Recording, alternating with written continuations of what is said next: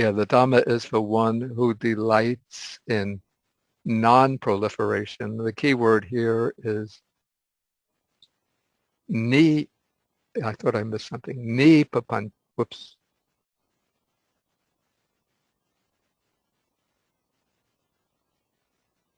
Ni papancha. And ni papancha comes from the prefix nir, which signifies exclusion or negation, and the R gets assimilated to the P, plus papancha. So the Dhamma is for one who delights in the absence of proliferation, not for one who delights in proliferation, who delights in these mental interpretations, elaborations, and constructions. And then there's a verse also in the Anguttara Nikaya from book 6, sutta number 14. The person who is devoted to this mental proliferation, who delights in proliferation, fails to attain nibbana, the supreme security from bondage. But the one who abandons proliferation, who finds delight in non-proliferation, that one attains nibbana, the unsurpassed security from bondage.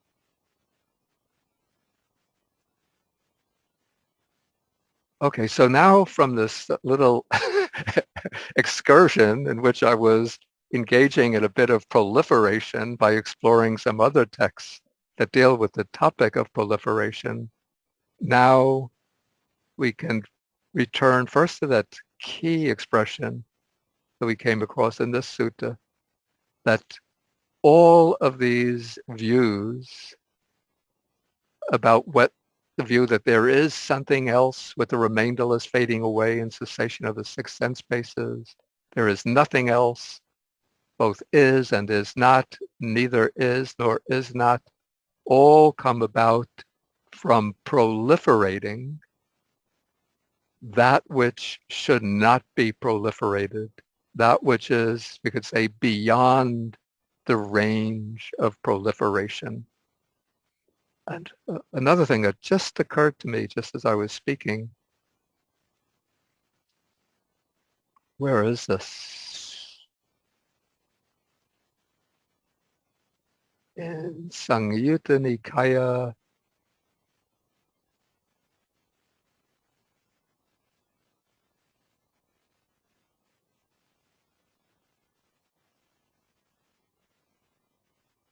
yes, in Samyutta Nikaya chapter 43,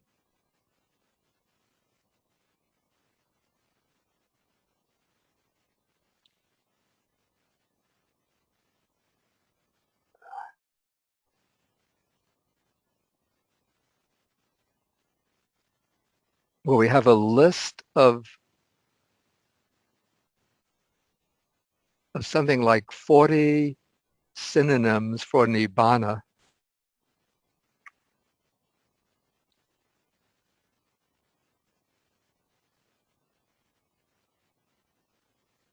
And one of those is Nipapancha.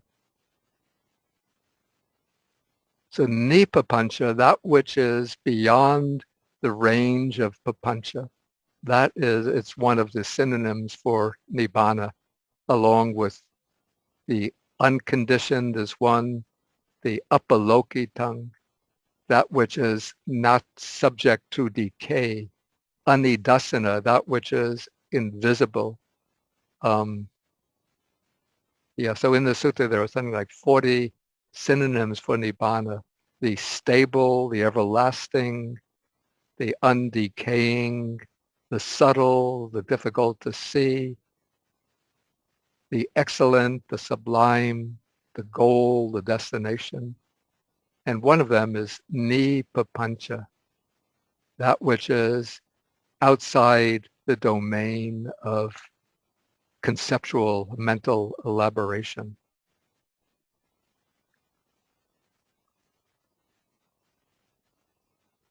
And so here, Sariputta continues and he says, as far as the range of the 6 bases for contact extends, just so far extends the range of proliferation.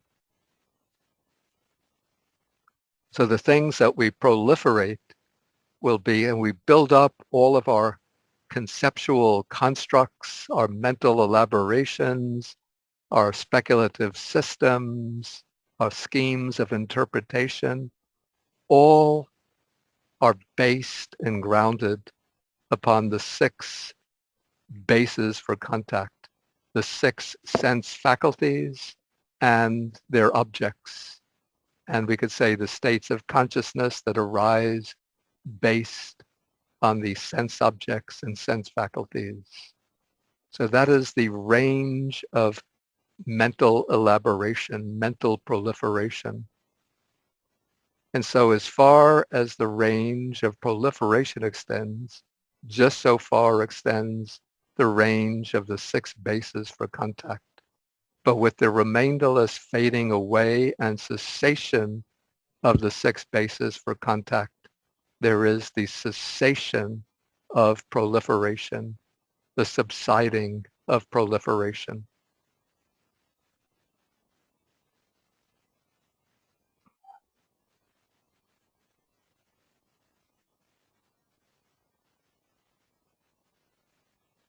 Yeah, so it seems to me that the way I would understand this, that the person who is trying to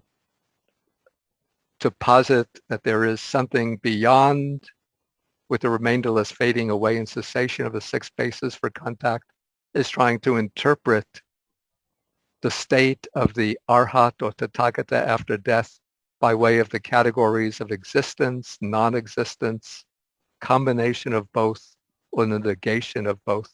But all of those concepts and categories apply only within the range of experience given through the 6 sense bases. And when the 6 sense bases utterly cease, with the passing away of the Arhat or liberated one, then there is no more room or base for mental elaboration. Okay, so maybe this will do for my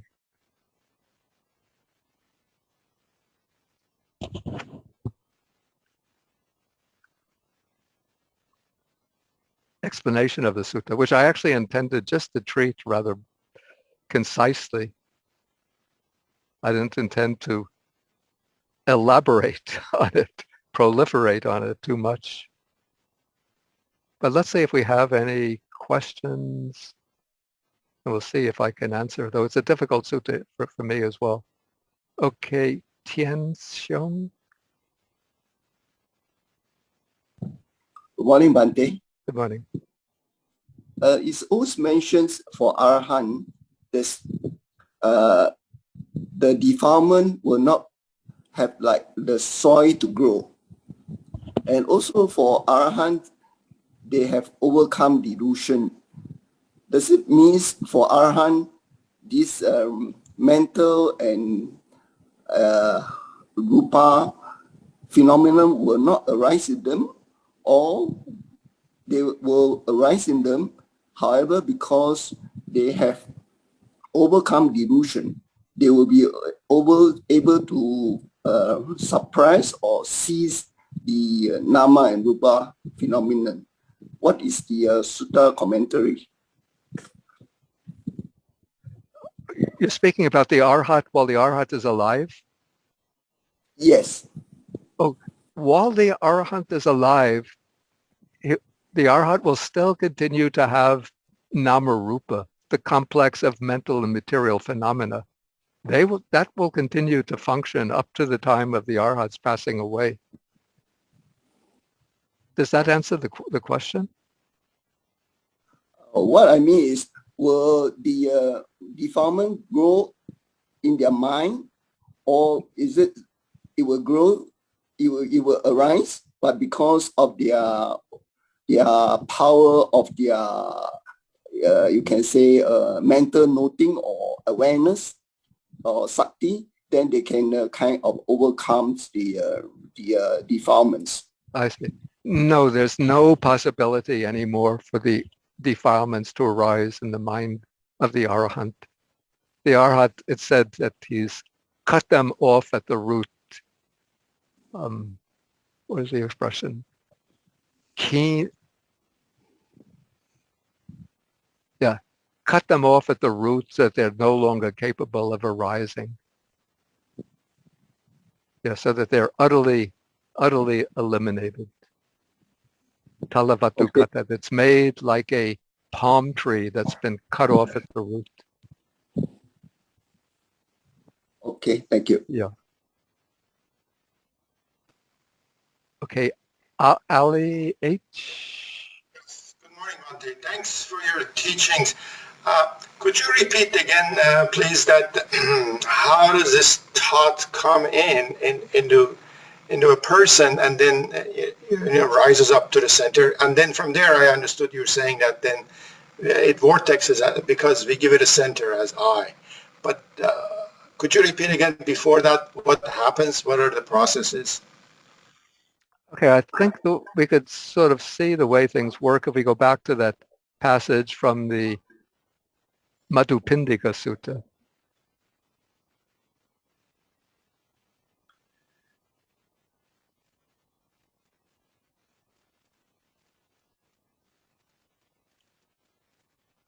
Okay, so this is, if we look at the sequence here, we have like, this is the normal sequence of experience. That, okay, we have sense object and sense faculty. Based on those two, we have the consciousness arises. When they come together, the mind meets the object through the sense faculty, that is contact. Then from contact, there's feeling and perception, and there can be thinking about the object. So these are all just the normal course of experience, which will occur whether one is enlightened or an ordinary person. For the Buddha too, all of this will occur in the same way. But then the trouble occurs in the next step, where one starts to expand and elaborate upon the experience. And this is where, the way I understand it, where the notion of I sort of inserts itself into the experience. So now it seems that, okay, feeling is occurring, perception is occurring, thinking is occurring. So now it starts to seem that the feeling is occurring to me, that I'm experiencing a feeling. Now it seems that I am perceiving the object, that I am thinking about the object. So that idea just sort of slips in just through the working, just because of the working of ignorance, of avijja within the mind.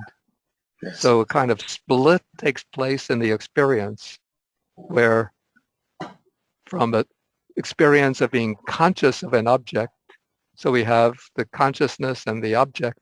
So now the consciousness starts to become identified as an I, a self who is conscious of the object. Yes, that's my question. Yeah. How does that consciousness and that split occur, in the mind? I mean, I don't know if there are any explanations for that, or we just think that is where it vortexes into this center I. Yeah, it just happens because of the beginningless ignorance. Okay. So it's that is sort of the fundamental root of samsara, you might say, the notion I am. Okay. And then, how is it? Yeah, how is I it? think we'll have to give Thank you. We have to Thank you, give sir. others opportunity to. Okay. Thank you, sir. Okay, and Fong? You, Bante. Yeah. But Bante, for a meditator who have passion for writing, do they have to give up papancha too? And is it a good idea to just like burn up all that passion and finish and fulfill the No, I role? think if you have a passion for writing, then you should continue to write. Because that, I would find that writing helps one to clarify one's thinking, particularly if you're writing on the Dhamma, because then you have to formulate your ideas clearly to yourself before you can communicate them to others. Thank you so much, Bante. Okay, so now we'll go to V. Good morning, Bante. Good morning. Yes, what you have just said of the so many sutras, would that be able to condense into the Heart Sutra? Do you think that the Heart Sutra basically covered all that what you have just said? Because it covered papancha, it covered all the 6 senses and everything you negate. The Heart Sutra, the Prajnaparamita Sutra. Yes. Yeah, well, what the Heart Sutra is trying to do, because it's taking the notion of shunyata, of emptiness, which is you would say it's the pivot or the center of the whole Prajnaparamita system. And then it's Yes. going through all of the different categories of the early Buddhist thought, particularly the Abhidharma, the schemes of the Abhidharma, to indicate that they are all empty of any kind of substantial existence, any kind of inherent existence. So in that way, the Heart Sutra is a kind of compendium of many of the conceptual schemes of early Buddhism. So we have the 5 aggregates, the 6 sense bases or the 18 elements, the 12 links of dependent origination, and the 4 noble truths. So what it's trying to establish is that they are all empty of any kind of substantial or inherent nature. So towards the end, you say that there's no papancha and that you enter nirvana. Wu Tian I Dao. don't remember if the Heart Sutra uses the word. They negate in the sense that they were saying that there's no fear, there is no papancha and no proliferation. Basically no proliferation, and It says that's the end, that's the nirvana. So 没有恐惧，远离颠倒梦想。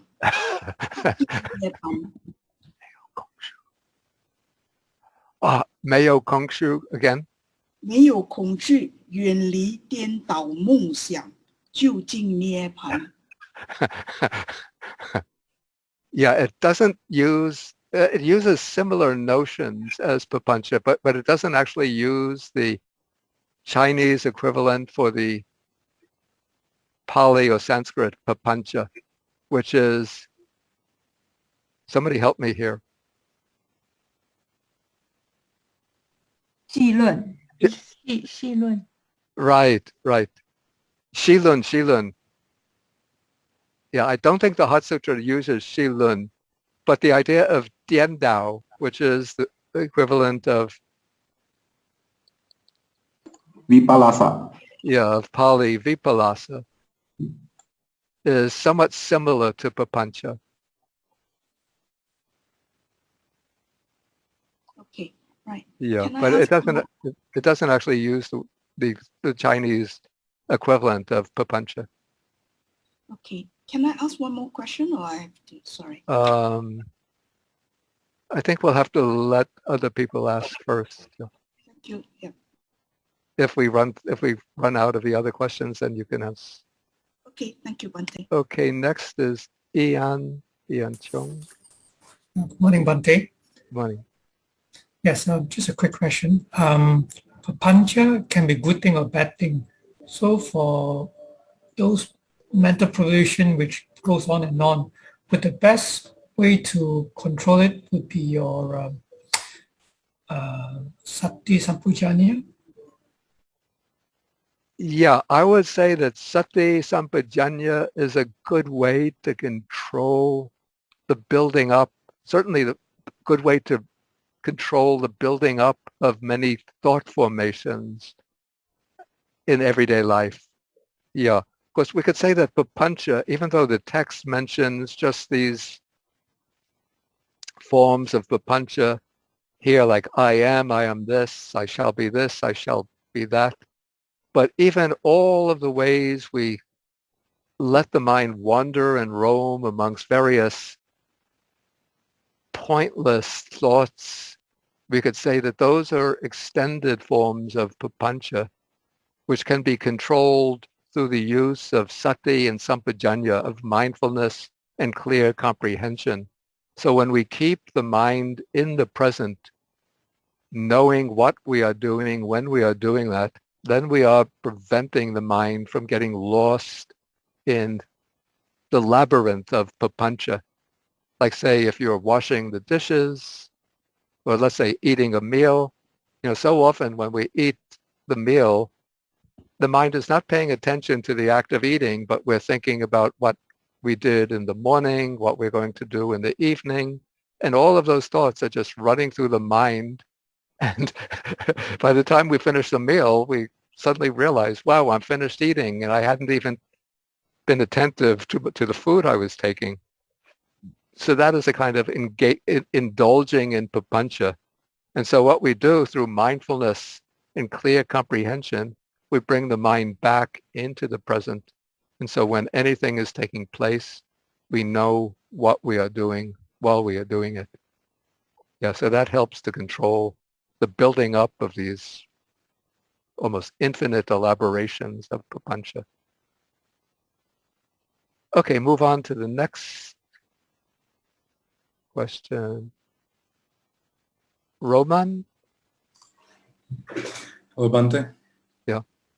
My question is, how do we distinguish reality as it is versus papancha? And I want to give an example. I went for a walk this morning and I was trying to observe trees and animals and smells and sights. And I was trying to generate interest to those objects because I think interest is important. And I listened to your lectures about joy in wholesome. And I was thinking that, okay, I want to generate interest toward these objects of experience. But then I think even a tree that I'm trying to attend to this experience is to a certain degree papancha, because it's just my perception of a tree, but it's just a combination of elements. Yeah. And so where is this limit, not limit, but the border where it is just a reality as it is, just a moisture with the elements and sun, whether it's a tree. So is it papancha, tree is a tree, or it's okay? I think it's okay. I think one has to, let us say, distinguish different frames of reference according, or let's say the different contexts. So if one is sort of just relaxing, taking a pleasant walk, then you should see the trees as trees and enjoy, the beauty of the trees and the shade that they're giving, and now in the autumn changing of the colors, that one can enjoy and not worry that one is indulging in papancha. But if one is adopting, let us say, a strictly meditative framework, particularly if one is developing insight, then one just attends to one's experience, whether internal or external, in terms of the sense bases. These are visible forms. This is the physical body. This is the eye. Those are forms. Okay, so taking joy in this experience, it's not something that prevents me from insight or...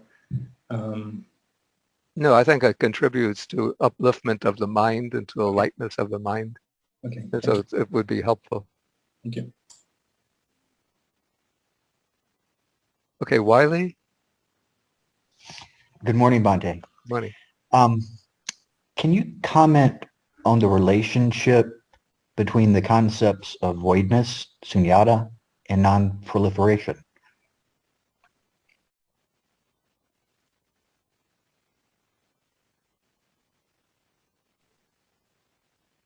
Yep. Yeah, the idea of voidness or shunyata in early Buddhism has several uses. It occurs in different ways.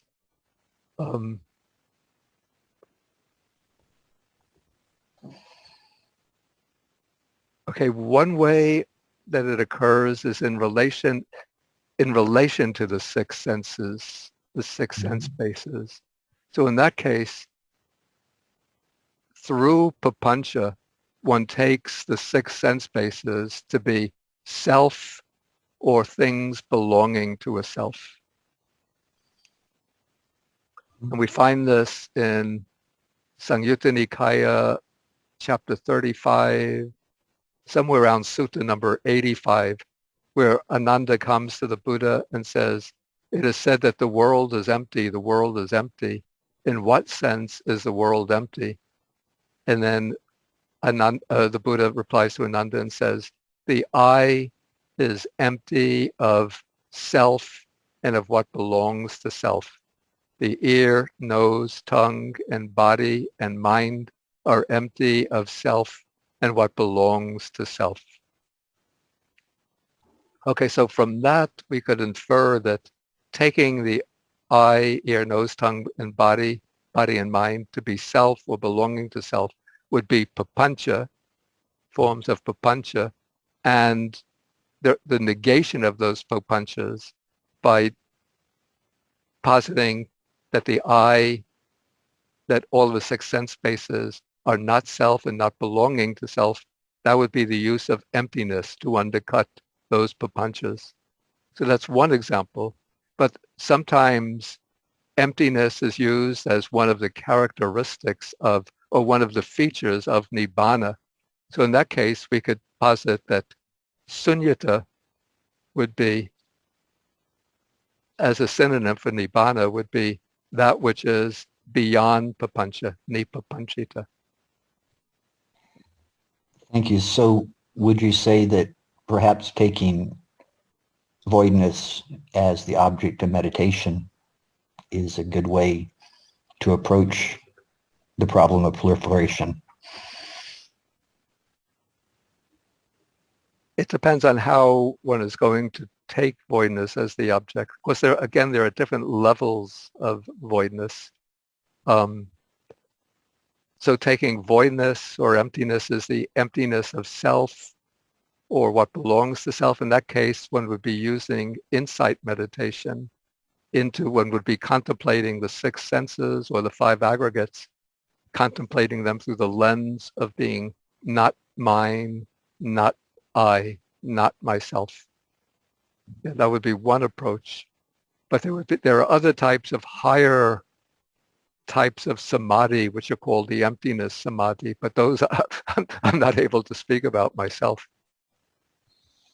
But they're referred to in Majjhima Nikaya, Sutta number 122, where the Buddha speaks about the samadhi of emptiness. So you could look at that sutta. In fact, that's what I was referring to. That's one I've been reviewing, that one in 123. Yeah. So thank you. Thank you, Bhante. Okay, maybe we have time for one more question. This would be Kwai. Good morning, Bhante. Good morning. Bhante, is this sutta trying to tell us that mental proliferation born of six bases of context cannot understand Nibbana as Nibbana is absence of six bases of context? Is it trying to tell us this? I'd say what it's trying to say is that to conceive Nibbana through the lens of the categories of it exists, does not exist, both exist, or let's say trying to conceive the status of the Arhat who has attained Nibbana through the categories of he exists, he does not exist, both exist, and does not exist, neither exists, nor does not exist. Those categories are not applicable to the Arhat who has attained Nibbana. Maybe another sutta that would be useful for in this context would be Majjhima Nikaya Sutta number 72. it's 72. It's the discourse to the wonder of Vajragota on fire, where the Buddha first he uses the simile of a fire that has gone out. And then he says, when a fire has gone out and somebody comes along and asks, has the fire gone to the north, to the south, to the east, to the west, up or down? And the answer to each of those cases is, it doesn't apply, because the fire doesn't go anywhere. The fire just goes out. And so then the Buddha says, in the same way, for the Tathagata, the enlightened one who has attained Nibbana, the idea that he is reborn doesn't apply. The idea is not reborn doesn't apply. The idea both reborn and not reborn doesn't apply. The idea is neither reborn nor not reborn doesn't apply.